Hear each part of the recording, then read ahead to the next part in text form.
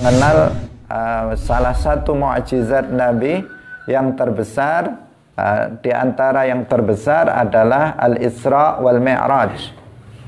Beliau diperjalankan dari Al-Masjidil Haram menuju Al-Masjidil Aqsa di Palestina. Itu yang disebut dengan Al-Isra. Kemudian beliau dinaikkan dari Al-Masjidil Aqsa di Palestina, di bumi, sampai ke atas langit yang langit ketujuh, masih naik lagi ke tempat yang lebih tinggi dari langit yang ketujuh. Itu yang disebut dengan Al-Mi'raj. Nah, di saat Rasulullah Shallallahu Alaihi Wasallam Mi'raj ke atas langit ketujuh, Rasulullah Shallallahu Alaihi Wasallam itu kembali melihat malaikat Jibril dalam wujud aslinya. Salatullah, salamullah alal hadi Rasulillah. Assalamualaikum warahmatullahi wabarakatuh. Qiyamah. Hadirin hadirat rahimakumullah. Pada pagi hari ini kita akan membahas masih berkaitan dengan kisah para nabi, yaitu tentang kisah Nabi Muhammad sallallahu alaihi wasallam dalam peristiwa Al-Mi'raj. Namun sebelumnya mari kita mengikhlaskan niat kita bahwa kita hadir dalam majelis ilmu ini semata-mata untuk mendapatkan ridha dari Allah Subhanahu wa taala. Sangat disayangkan apabila kita tidak mengikhlaskan niat kita karena Allah, karena pahala dari menuntut ilmu itu sangat besar sekali. Para malaikat hadir dalam majelis ilmu dan memintakan ampunan kepada siapa saja yang berkumpul dalam majelis ilmu. Karena itu jangan sampai lupa kita untuk melanggengkan niat dalam hati dari awal hingga akhir bahwa kita duduk di sini semata-mata untuk mendapatkan ridha dari Allah Subhanahu wa taala. Hadirin hadirat kaum muslimin muslimat pemirsa Madu TV rahimakumullah, yaitu ayat yang kita bahas Al-Qur'an surat An-Najm ayat 8 sampai dengan 15. Bismillahirrahmanirrahim.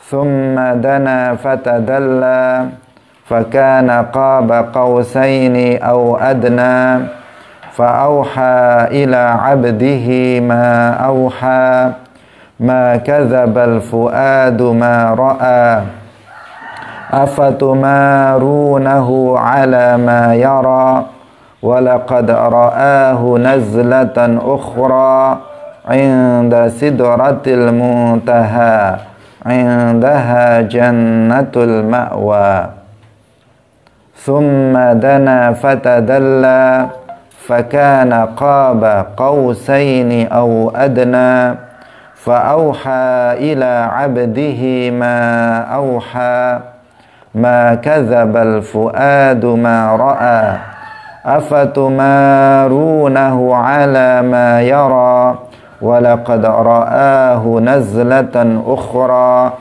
'inda sidratil muntaha 'indaha jannatul ma'wa thumma dana fatadalla.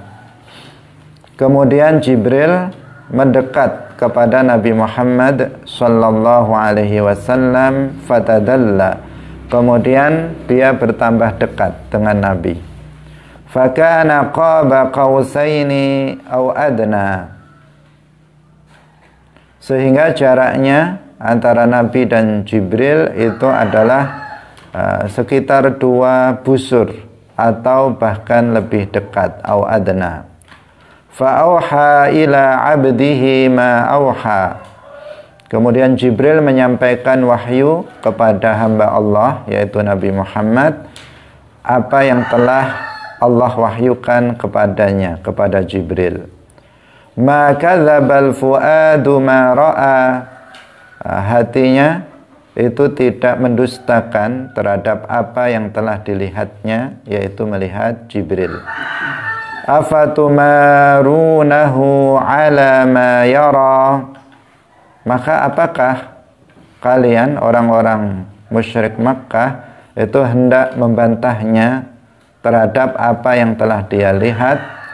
Walaqad ra'ahu nazlatan ukhra, dan Nabi Muhammad telah melihat Jibril pada waktu yang lainnya, inda sidratil muntaha, ketika itu beliau berada di sidratil muntaha, indaha jannatul ma'wa, yang di dekat sidratul muntaha itu ada surga yang tinggi. Hadirin hadirat rahimakumullah, ayat ini adalah salah satu ayat mutasyabihat yang sering dijadikan dalih oleh sebagian orang tentang bahwa Allah Subhanahu wa ta'ala menurut mereka itu pernah mendekat kepada Nabi Muhammad sallallahu alaihi wasallam. Mereka meyakini berdasarkan ayat ini yang dimaknai secara menyimpang bahwa summa dana fatadalla, itu yang mendekat kata mereka itu adalah Allah, mendekat dengan jarak, bahwa Allah menurut mereka mendekat dengan Nabi Muhammad sehingga antara Allah dan antara Nabi Muhammad itu tinggal 2 busur saja, atau bahkan lebih dekat dari 2 busur. Ini adalah sebuah pemahaman yang menyimpang, karena kita Ahlus Sunnah wal Jamaah, sebagaimana telah berulang-ulang kali kita sampaikan, kita meyakini berdasarkan ayat muhkamat laisa kamitslihi syai', bahwasanya Allah Subhanahu wa ta'ala itu tidak serupa dengan makhluknya. Nah, berada pada tempat adalah sifat makhluk. Semua makhluk, apakah itu manusia, malaikat, atau semuanya, makhluk itu pasti berada pada tempat. Baik dia yang berupa jisim kasif yang bisa dipegang dengan tangan, maupun dia berupa jisim latif yang tidak bisa dipegang dengan tangan, semuanya bertempat. Kita manusia adalah jisim kasif, bisa dipegang dengan tangan. Kita berada pada tempat, kita menampati sebuah ruang kosong, itu adalah tempat kita. Kemudian batu, pohon-pohonan, tumbuh-tumbuhan, binatang, itu semuanya adalah jisim kasif, berada pada tempat. Bumi, langit, jisim kasif, berada pada tempat, menempati suatu ruangan. Demikian juga jisim yang latif seperti cahaya lampu ini, dia bertempat dalam ruangan ini, tidak bertempat di luar. Cahaya matahari juga bertempat, yaitu di ruangan sebagian dari bumi ini. Tidak seluruh bumi tersinari oleh cahaya matahari. Itu menunjukkan bahwa benda latif seperti cahaya juga berada pada tempat. Hadirin hadirat rahimakumullah, maka dipastikan bahwa bertempat pada suatu tempat itu adalah sifat makhluk. Sementara Allah Subhanahu wa ta'ala tidak serupa dengan makhluk, maka tidak boleh Allah Subhanahu wa ta'ala itu disifati dengan sifat makhluk. Di antaranya tidak boleh disifati dengan sifat berada pada tempat. Nah, kalau dikatakan bahwa Allah itu mendekat dari sisi jarak, maka itu artinya menisbatkan kepada Allah suatu tempat, bahwa Allah berada pada tempat yang sangat dekat dengan Nabi Muhammad sallallahu alaihi wasallam. Dan ini bertentangan dengan akidah Islam, bertentangan dengan akidah Ahli Sunnah wal Jamaah, akidah Rasulullah dan para sahabatnya, bertentangan dengan akidah mayoritas umat Islam. Karena itu kita harus mewaspadai kisah yang menyimpang yang mengatakan bahwasanya Allah Subhanahu wa taala itu mendekat dari sisi tempat dengan Nabi Muhammad sallallahu alaihi wasallam. Hadirin hadirat rahimakumullah. Orang yang mengatakan bahwa Allah itu berada pada tempat, dipastikan dia telah menyerupakan Allah Subhanahu wa taala. Jika dia mengatakan Allah itu berada di atas langit, maka dia telah menyerupakan Allah dengan para malaikat. Karena para malaikat adalah ahlus sama. Mereka adalah penduduk langit. Jika mereka mengatakan Allah itu di bumi, maka mereka telah menyerupakan Allah dengan banyak sekali dari makhluknya. Menyerupakan Allah dengan manusia, dengan binatang, dengan tumbuh-tumbuhan, dengan jin, dan sebagainya. Jika mereka mengatakan Allah itu bertempat di atas arsy, maka mereka juga telah menyerupakan Allah dengan makhluknya.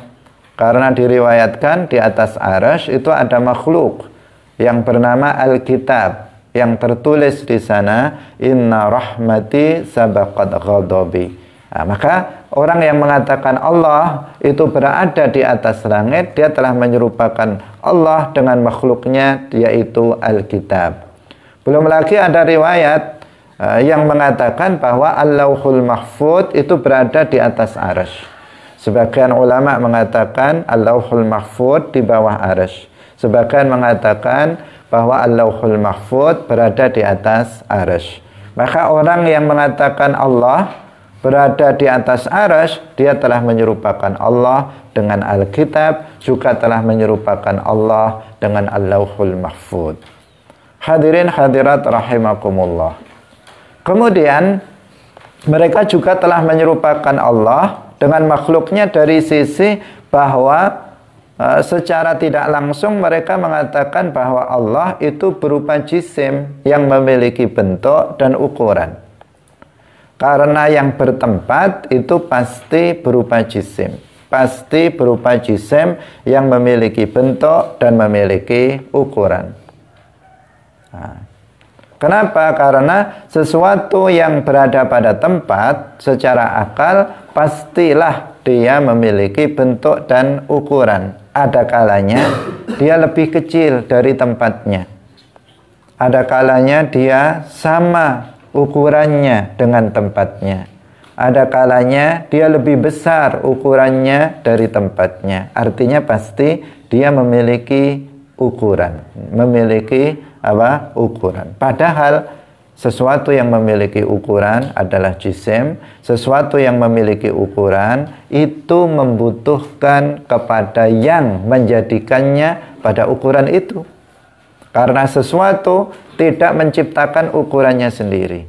Sesuatu yang memiliki ukuran itu pasti membutuhkan kepada yang lain yang menjadikannya pada ukuran tersebut.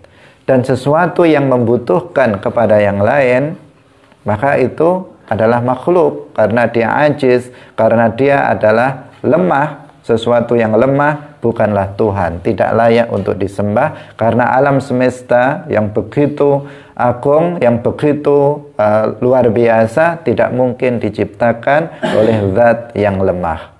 Allah Subhanahu wa ta'ala di antara sifatnya qiyamuhu binafsihi, artinya tidak membutuhkan kepada makhluk. Jika dikatakan Allah berada pada tempat, maka pasti dia memiliki ukuran, bentuk dan ukuran.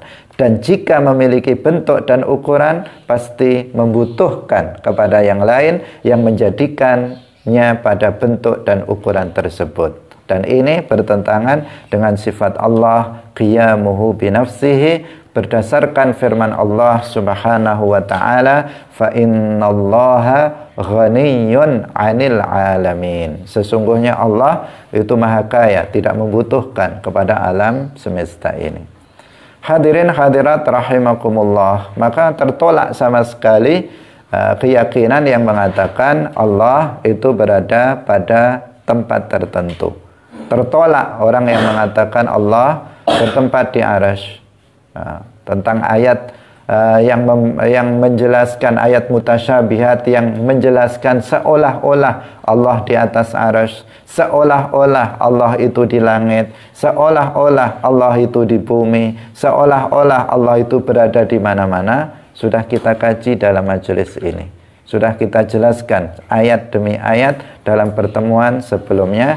Silahkan untuk bisa rujuk kembali, untuk dimudzakarah kembali.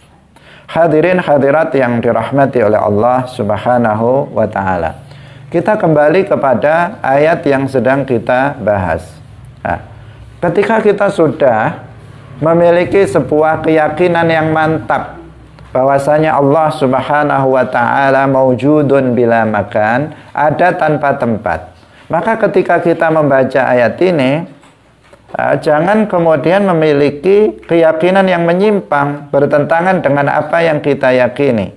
Karena kita sudah memiliki pedoman dalam akidah bahwasanya Allah itu ada tanpa tempat. Ini pedomannya. Maka ayat summa dana fatadalla, maka yang mendekat ini dipastikan bukanlah Allah Subhanahu wa taala, dan dana mendekat di sini pasti bukan Allah Subhanahu wa taala. Lalu siapa yang mendekat kepada Nabi Muhammad sallallahu alaihi wasallam? Nah, ini yang harus kemudian kita menelusurinya pada kitab-kitab tafsir para ulama. Lagi-lagi kita selalu menekankan kepada kita semuanya bahwa dalam memahami ayat-ayat Al-Qur'an tidak bisa hanya sekedar melihat terjemahnya, terjemah letterlek, terjemah harfiah dari ayat-ayat Al-Quran, karena akan membahayakan, akan bisa menimbulkan pemahaman yang menyimpang. Tetapi kita harus merujuk kepada para ulama yang mu'tabar dalam menafsirkan ayat-ayat Al-Quran. Tentang masalah ini bisa kita lihat dalam semua kitab-kitab tafsir. Misalnya tafsir An-Nasafi, misalnya lagi tafsir Al-Jami' li Ahkamil Quran, Al-Jami' li Ahkamil Quran karya Al-Imam Al-Qurtubi, dan tafsir-tafsir yang lainnya. Pasti kita akan menemukan penafsiran yang benar terhadap ayat ini. Summa dana fatadalla, para ulama mengatakan bahwa summa dana, yang mendekat itu adalah Jibril. Jadi fa'ilnya dalam fi'il dana, summa dana, kemudian dia mendekat. Siapa dia yang mendekat? Yaitu Jibril alaihissalam mendekat. Karena sebelumnya Jibril itu fil ufuqil a'la, wa huwa fil ufuqil a'la. Dalam ayat sebelumnya disebutkan, dan Jibril ketika itu berada di ufuk yang tinggi, ufuk tempat tempat terbitnya matahari. Ketika itu Nabi Muhammad sallallahu alaihi wasallam, ini dalam kisahnya, beliau melihat wujud asli dari malaikat Jibril alaihi salam untuk pertama kalinya. Untuk pertama kalinya Jibril alaihissalam ketika bertemu dengan Nabi, pada umumnya beliau itu merubah wujudnya dengan wujud manusia. Itu pada umumnya. Tetapi kali ini Nabi Muhammad sallallahu alaihi wasallam itu melihat malaikat Jibril dalam wujud aslinya. Ketika itu Nabi Muhammad sallallahu alaihi wasallam sedang berada di suatu daerah namanya Ajyad. Ajyad ini dekat dengan Masjidil Haram, beberapa ratus meter dari Masjidil Haram. Di tempat itu, di Ajyad, Nabi Muhammad sallallahu alaihi wasallam itu melihat malaikat Jibril dalam bentuk aslinya. Melihatnya di mana? Rasulullah melihat Jibril fil ufuqil a'la, berada di sebelah timur tempat terbitnya matahari, dalam wujud aslinya dengan 600 sayap.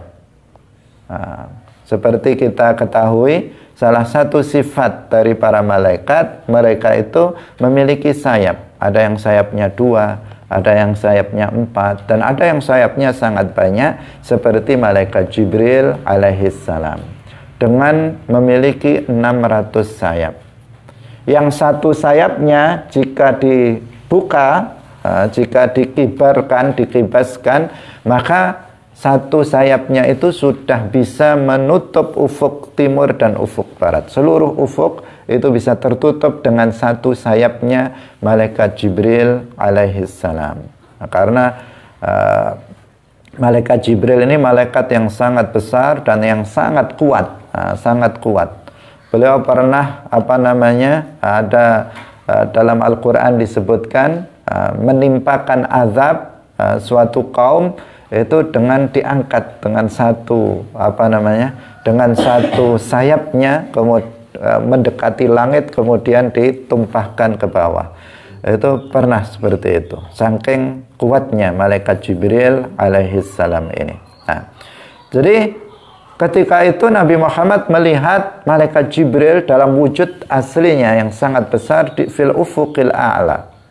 Thumma dana. Kemudian Jibril itu mendekat kepada Nabi Muhammad, mendekat kepada Nabi Muhammad.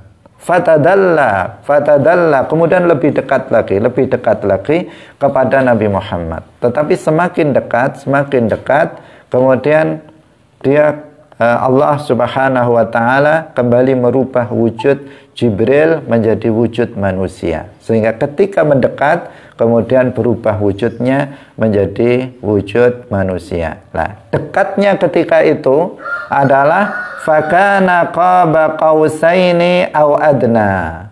Fakana qaba qausaini aw adna.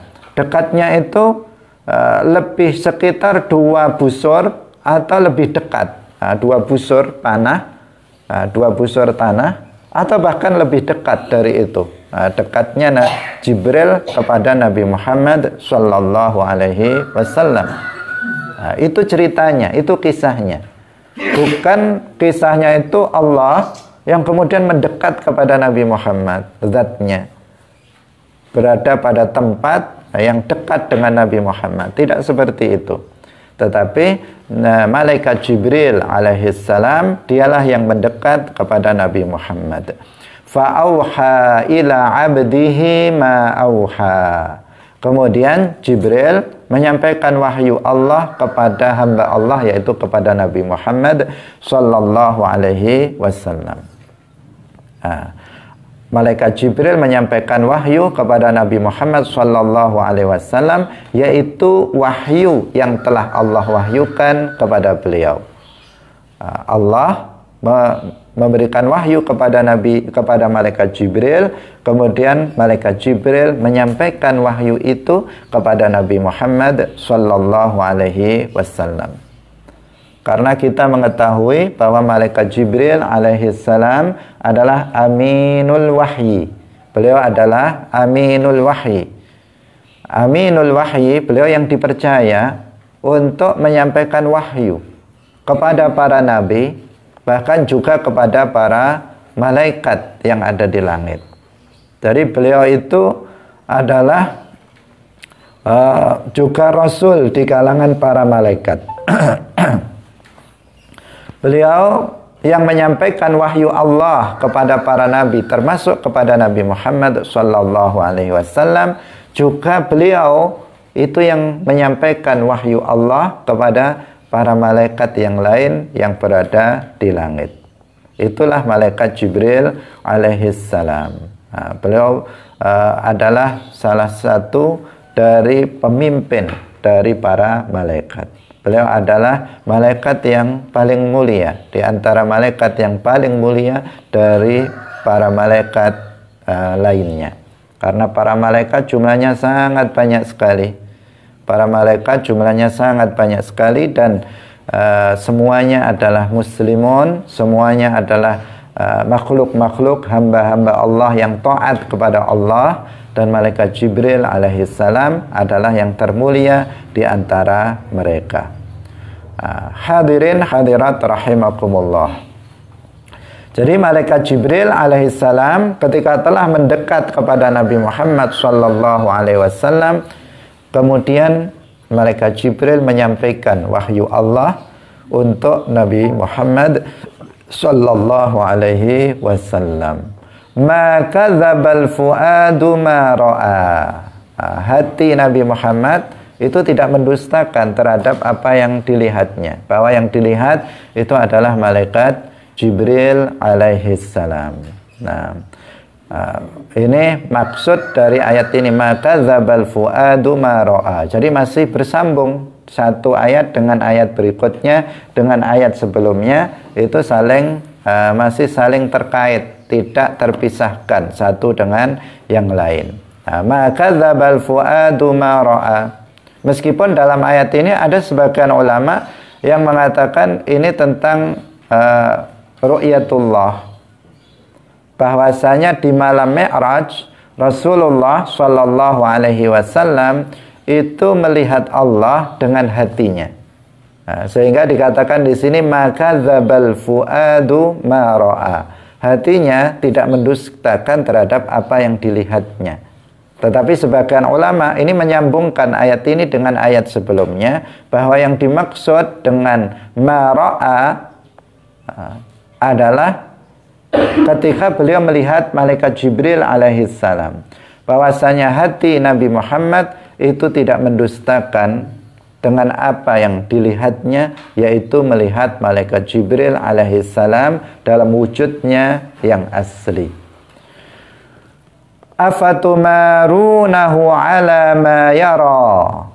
Apakah kalian orang-orang musyrik Makkah itu kemudian kalian hendak membantahnya, tidak mempercayainya terhadap apa yang dia lihat, padahal walaqad ra'ahu nazlatan ukhra. Nabi Muhammad sallallahu alaihi wasallam tidak hanya sekali itu melihat malaikat Jibril ala suratihi al-asliyah.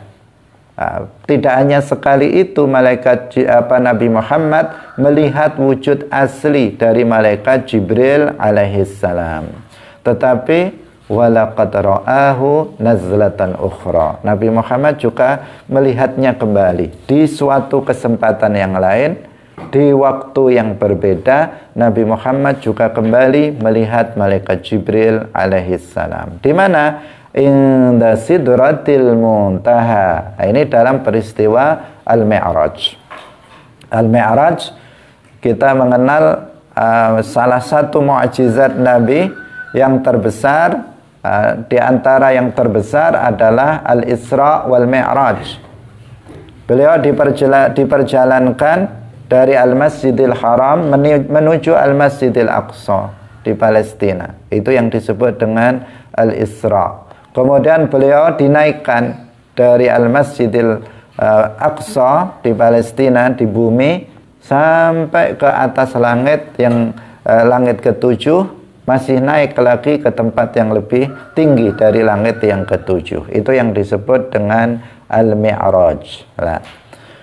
Di saat Rasulullah Shallallahu Alaihi Wasallam Mi'raj ke atas langit ketujuh, Rasulullah Shallallahu Alaihi Wasallam itu kembali melihat malaikat Jibril dalam wujud aslinya. Walaqad ra'ahu nazlatan ukhra. Itu maksudnya.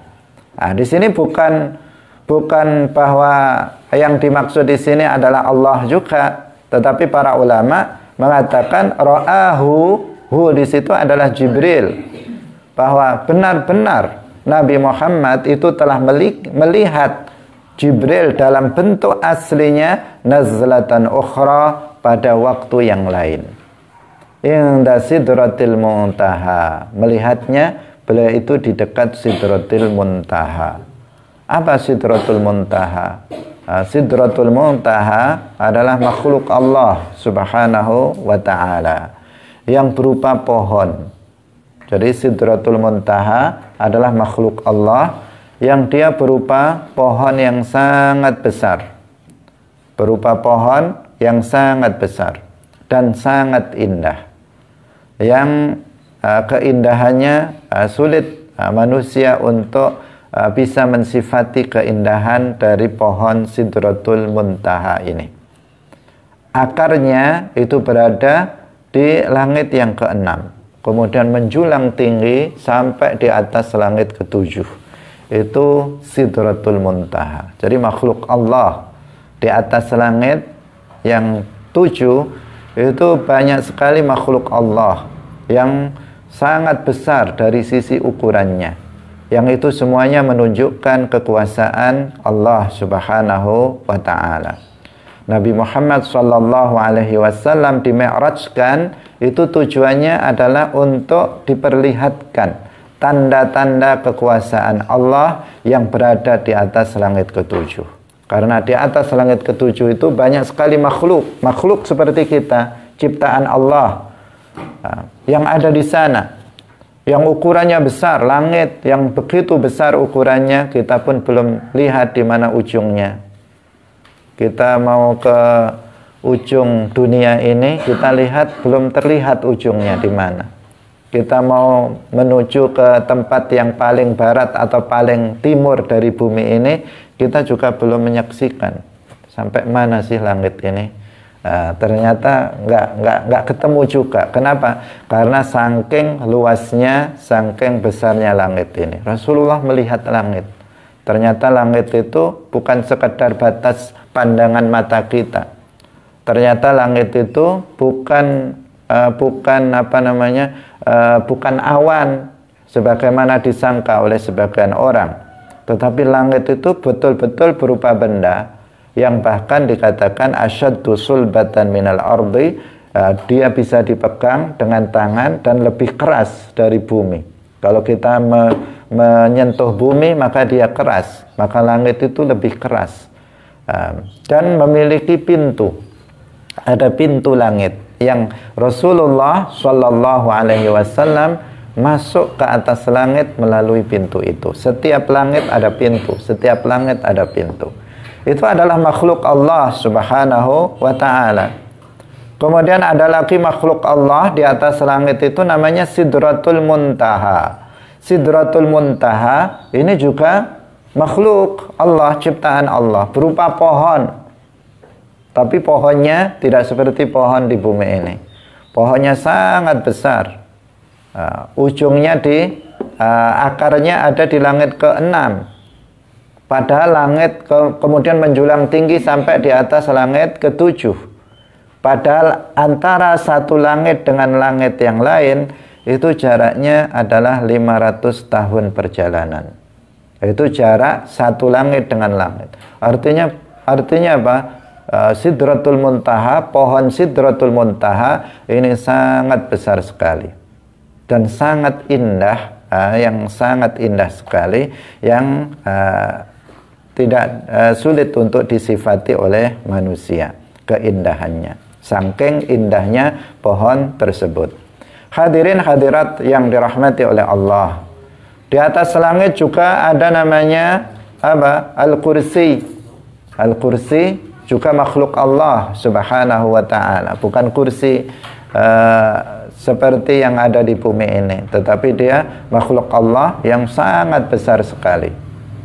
Kemudian ada makhluk Allah yang namanya Al-Arsyu, akbarul makhlukat, makhluk Allah yang paling besar ukurannya, yang berada juga di atas langit ke-7, yang sangat besar, yang dikatakan, diriwayatkan ukurannya hanya Allah yang mengetahuinya. Al-Kursi yang sangat besar itu dibandingkan dengan Al-Arsy itu hanya seakan-akan dia adalah cincin yang dilemparkan di padang pasir yang luas. Demikian juga langit yang tadi kita katakan kita belum melihat ujungnya, itu juga seperti cincin dibandingkan dengan padang pasir yang luas, dibandingkan dengan Al-Kursi. Artinya langit sangat kecil dibandingkan Al-Kursi.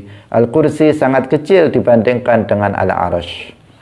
Dan itu semuanya adalah makhluk Allah. Semuanya adalah ciptaan Allah Subhanahu wa ta'ala. Kemudian juga ada Al-Lauhul Mahfuz. Al-Lauhul Mahfuz semacam papan tulis yang ada di atas, yang di atas langit ke-7 yang sangat luas. Yang di sana takdir manusia telah ditulis. Allah telah memerintahkan kepada Al-Qalamul A'la, juga makhluk Allah. Al-Qalamul A'la makhluk Allah juga diperintahkan untuk menulis semua takdir manusia yang akan terjadi di alam semesta ini. Semuanya tertulis di Lauhil Mahfuz. Sehingga kita sering mengatakan semua yang terjadi ini sudah tertulis di Lauhil Mahfuz. Ditulis oleh Al-Qalamul A'la atas perintah dari Allah Subhanahu wa Ta'ala. Semuanya sudah, semua kejadian sudah tertulis di sana. Nah, karena itu kita tidak bisa untuk menolaknya, karena apa yang sudah tertulis di Lauhil Mahfuz maka pasti terjadi.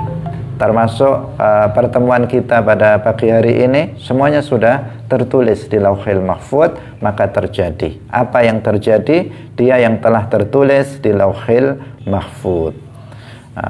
Hadirin hadirat rahimakumullah. Kemudian di sana juga ada al-jannah. Ada al-jannah, ada surga. Di atas langit ketujuh ada surga. Sehingga dalam ayat ini dikatakan bahwa Nabi Muhammad melihat malaikat Jibril untuk kedua kalinya dalam wujud asli.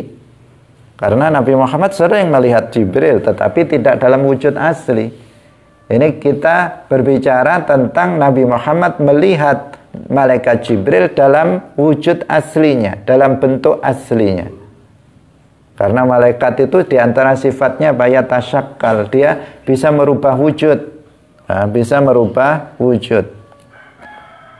Terkadang merubah wujud menjadi seorang laki-laki yang tampan, tetapi nggak pernah seorang malaikat itu merubah wujud menjadi wujud perempuan, itu tidak pernah. Tapi jika merubah wujud menjadi wujud manusia, maka dia merubah wujud dalam bentuk laki-laki. Tetapi min ghairi alati dzukurah, tanpa menggunakan alat kelamin laki-laki, karena memang para malaikat itu bukan laki-laki dan juga para malaikat itu bukanlah perempuan. Hadirin hadirat yang dirahmati oleh Allah Subhanahu wa Ta'ala, dikatakan inda sidratil muntaha indaha jannatul ma'wa, indaha jannatul ma'wa. Nah, di situ apa? Ada surga. Di dekat Sidratul Muntaha itu ada surga. Ini menunjukkan apa? Menunjukkan bahwa surga itu sudah ada. Dan surga tempatnya ada di atas langit ketujuh. Nah, itu. Karena sebagian orang ada yang belum tahu di mana sih tempatnya surga. Apakah surga itu sudah ada atau belum? Nah, kita katakan bahwa surga itu sudah ada, dan surga itu tempatnya di atas langit ketujuh. Karena Nabi Muhammad SAW itu pernah ketika beliau Mi'raj, bahkan beliau masuk ke dalam surga. Beliau mengatakan dakhaltul jannata fara'aitu aktsara ahliha al-fuqara. Aku telah masuk ke dalam surga dan aku melihat bahwa kebanyakan para penduduknya itu adalah orang-orang yang fakir. Orang-orang yang fakir, kebanyakan penduduk surga. Bukan berarti orang kaya nggak masuk surga, ada juga orang kaya masuk surga. Tetapi orang kaya yang mereka menggunakan kekayaannya dalam ketaatan kepada Allah Subhanahu wa Ta'ala. Kebanyakan para nabi, kebanyakan para aulia, kebanyakan orang-orang soleh, kebanyakan orang-orang yang bertakwa adalah orang-orang yang fuqara. Sehingga Rasulullah Shallallahu Alaihi Wasallam melihat bahwa penduduk surga itu kebanyakan adalah fuqara. Tetapi orang-orang kaya, Nabi yang kaya seperti Nabi Sulaiman alaihissalam, tidak diragukan beliau juga ahlul jannah, seorang nabi, bahkan beliau adalah yang termulia, artinya makhluk termulia. Para nabi secara umum mereka adalah makhluk yang termulia dan mereka adalah ahlul jannah. Nah, meskipun beliau kaya, ada juga kemudian para sahabat nabi yang kaya, Sayyiduna Utsman, Abu Bakar As-Siddiq radhiyallahu anhu, Abdurrahman bin Auf, mereka para sahabat yang mulia, yang bertakwa, bahkan mereka semuanya minal mubasysyirina bil jannah, termasuk orang-orang yang dikabarkan akan masuk ke dalam surga. Artinya ketika Rasulullah Shallallahu Alaihi Wasallam mengatakan bahwa kebanyakan penduduk surga itu fuqara, bukan berarti kemudian nggak ada orang kaya di dalam surga. Banyak juga orang kaya yang masuk ke dalam surga. Tetapi ingat, itu adalah mereka yang mereka yang menggunakan hartanya untuk kepentingan akhirat dia. Karena harta ini, orang yang memiliki harta memiliki kesempatan yang sangat luas untuk bisa berbuat ketaatan. Dia berbuat ketaatan lebih mudah. Dia bisa menggunakan uangnya untuk amal jariah, untuk mewakafkan hartanya, sebagian hartanya untuk perjuangan agama. Dia bisa membiayai dakwah Islam, dakwah Ahlus Sunnah wal Jamaah dengan uang yang dimilikinya. Dia bisa menyantuni anak yatim. Dia bisa membantu orang-orang fakir, orang-orang miskin. Dia bisa membangun masjid. Dia kalau mau haji, umroh berkali-kali juga bisa. Untuk bisa berziarah ke makam Nabi, untuk bisa melaksanakan ibadah haji, umroh. Dia dengan hartanya, dia juga bisa melakukan banyak hal kebaikan. Itu jika harta itu di tangan orang yang benar, di tangan yang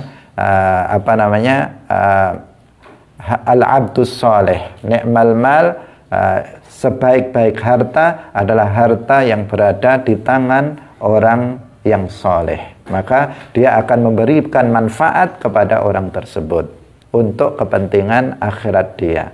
Orang yang fakir, nggak punya harta, mau membantu dakwah, bingung juga apa yang mau dibantukan dan seterusnya. Tetapi orang kaya memiliki banyak kesempatan untuk membantu dakwah Islam.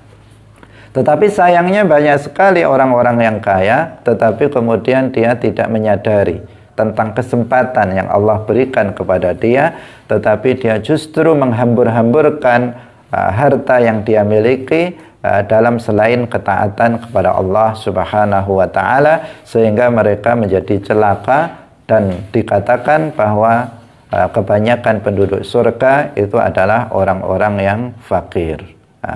Hadirin hadirat yang dirahmati oleh Allah Subhanahu wa Ta'ala.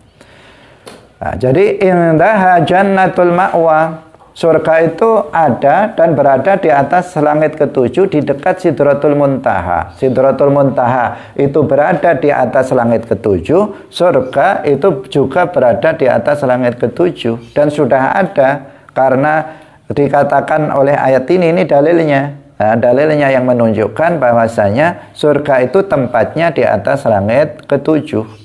Jadi surga itu bukan di dunia ini, sebagaimana dikatakan oleh sebagian orang.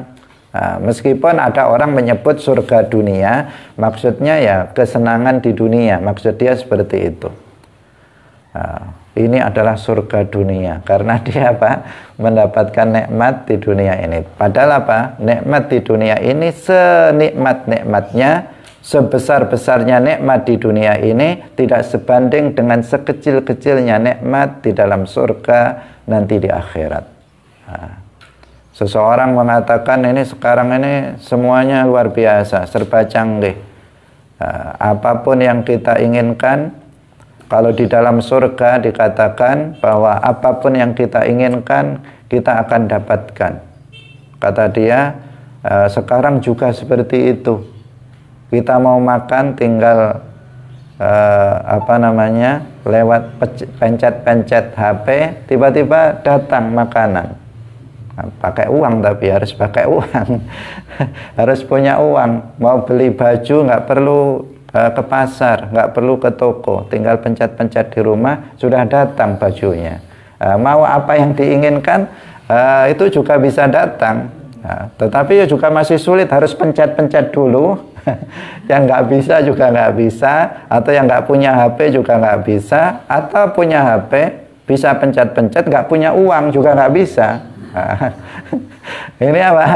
Ini masih sulit juga. Di akhirat, di dalam surga, itu kenikmatan yang luar biasa. Apapun yang diinginkan oleh manusia di dalam surga akan dikabulkan oleh Allah Subhanahu wa ta'ala. Dan surga ini ada di tempatnya di sana, bukan di dunia ini. Ada sebagian orang mengatakan surga neraka itu ada di dalam hati kita. Dia dengan maksud dia mengingkari adanya surga yang sesungguhnya, adanya neraka yang sesungguhnya. Tetapi surga dan neraka itu yang sebenarnya di dalam hati nggak menunggu mati, nggak menunggu akhirat. Sekarang seseorang bisa mendapatkan surga dan neraka. Ketika seseorang di dunia ini mendapatkan kebahagiaan hidup dalam hidupnya, maka dia sudah mendapatkan surga. Ketika seseorang dalam kehidupannya penuh dengan kesedihan, kesengsaraan, maka dia masuk neraka, kata dia. Dengan arti yang sebenarnya. Dengan arti yang sebenarnya bahwa surga yang hakiki itu nggak ada, neraka yang hakiki itu nggak ada, maka ini membahayakan akidah.